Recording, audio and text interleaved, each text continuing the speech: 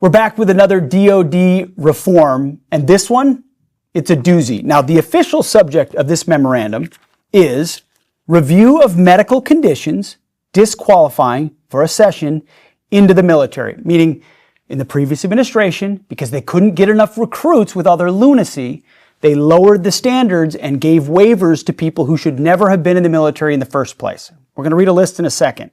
So they lowered the standards and created waivers for people that had no business being in our formations. We're changing that through this guidance. Here's a little bit more on it.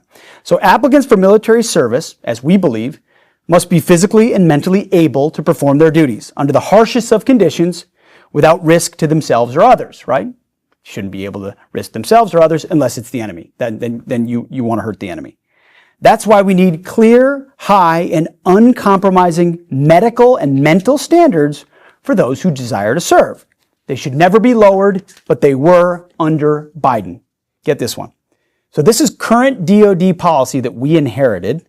It still permits medical waivers concerning medical conditions like schizophrenia, congestive heart failure, cystic fibrosis, and chronic use of oxygen. Now there's one more that I didn't know what it was, so we had to look it up.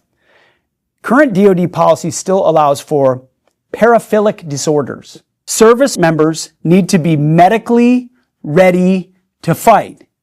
So today I'm signing a memorandum that tasks the Undersecretary of Defense for Personnel and Readiness to reevaluate these medical standards for joining the U.S. military. High standards equal lethality. And we've already seen a huge surge under President Trump of Americans who want to join.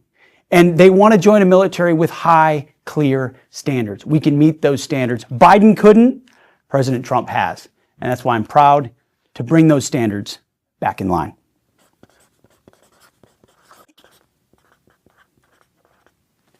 Good to go.